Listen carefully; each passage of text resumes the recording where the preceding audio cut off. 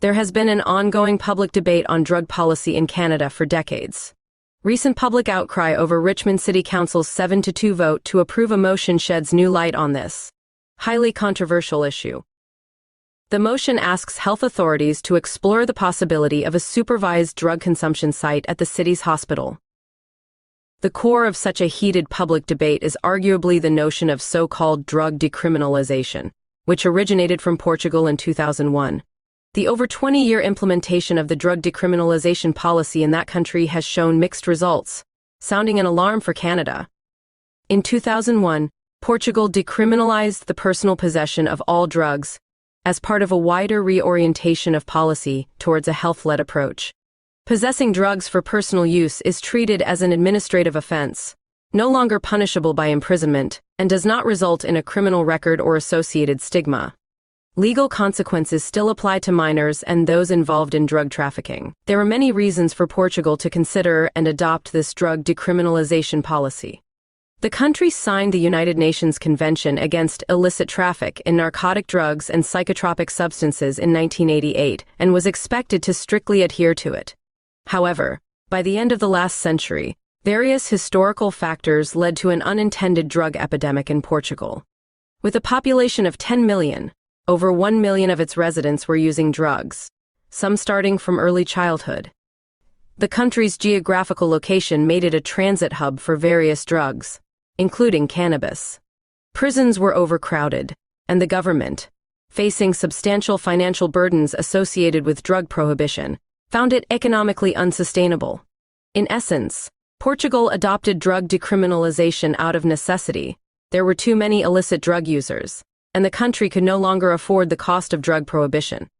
Despite being compelled to implement drug decriminalization, the Portuguese government has not completely relinquished control over drug consumption.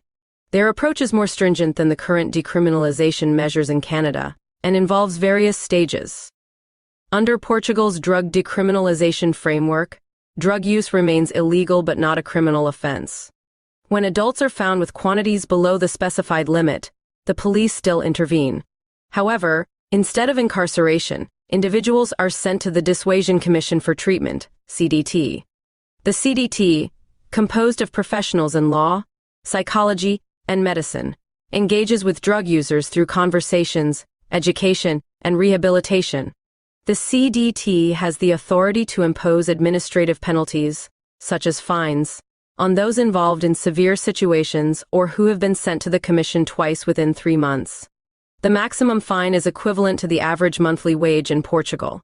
Other penalties include revoking licenses for drug users in certain professions, such as doctors and taxi drivers, restrictions on entering entertainment venues at night, travel bans, discontinuation of receiving national welfare, revocation of firearm licenses, mandatory reporting to the CDT on their current life situation, and prohibition from engaging in volunteer work, among other consequences. In addition, Portugal has enhanced public education, including families, schools, civilian organizations, government agencies, and the military.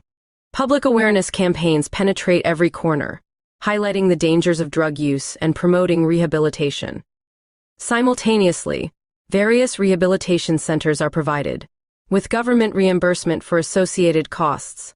The primary focus of addiction treatment involves a multidisciplinary team of professionals in medicine, psychology, among others, tailoring treatment methods based on the nature of each individual. The government provides various economic incentives to enterprises, increasing their motivation to employ recovering drug users, assisting them in reintegrating into society. Additionally, low-interest loans are offered to those recovering from addiction to support their entrepreneurial endeavors. Overall, Portugal's approach to decriminalization is a comprehensive service, from preventive education to maintaining the dignity of drug users, encouraging rehabilitation and reintegration into society. Drug users no longer face societal exclusion, and concerns about the cost of rehabilitation are alleviated, with government support for entrepreneurship or returning to work. This approach seems ideal in achieving some of its objectives. According to a 2020 report, the proportion of the prison population sentenced for drug offenses has fallen from over 40% to 15%. Portugal has gone from accounting for over 50% of yearly HIV diagnoses linked to injecting drug use in the EU to 1.7%. Despite positive signs, however, there are unintended consequences. While initial results were promising in 2001, with drug users willingly seeking treatment and prison overcrowding being alleviated, a significant reversal occurred over a decade later. In contrast to the data from the initial decriminalization in 2001, a national survey in February 17, 2016, showed a 49% increase in drug users and a 71% increase in moderately to severely addicted individuals. In essence, drug decriminalization led to more people becoming dependent on drugs. Portugal transformed into a drug tourism destination in Europe, with many foreigners coming to Portugal specifically for legal drug use. Even more concerning is the 30% surge in drug addiction among the youth. Various administrative penalties for drug users are still insufficient to deter curious individuals, especially teenagers, making them feel that drug use is not a serious matter. For Generation Z or younger, unaware of the illegal drug use history, the loose drug control since their early memories has resulted in a distorted perception of drug use. The previously established defenses against drugs in Portugal do not exist in their young minds. Adults who experience strict drug control, encouraged by decriminalization, have gained courage to use drugs. Therefore, Portugal has witnessed a significant increase in drug users, especially among minors. Moreover, according to a European statistics report from 2011, drug-related deaths in Portugal increased by 150% after decriminalization. The increase in drug users, addicted populations, and frequency of drug use all contributed to death by drug overdose. In terms of drug-related deaths, the purity of the drug is just one factor. Using too much at once or accumulating excessive usage can also lead to death. Similar to tobacco and alcohol addiction, the amount and frequency of doses rise as addiction level increases, and sometimes addicts mix substances to enhance their effects, accelerating the pace of. The same statistical report also indicates that after drug decriminalization, Portugal experienced a 25% increase in homicides compared to other European Union countries. This increase is linked to the growing illegal drug trade following decriminalization, leading to a rise in violent crime events. On one hand, there is market competition among drug traffickers, and on the other, users take risks to purchase drugs. This is why most people associate drugs with crime. The connection between drugs and crime is inherent, rather than a stereotype. The only entity capable of bargaining with drug suppliers is the government. When the government provides reasonably priced or free drugs through legal channels, it benefits users by preventing them from being exploited by suppliers. However, it also encourages more people to try drugs, leading to a vicious cycle.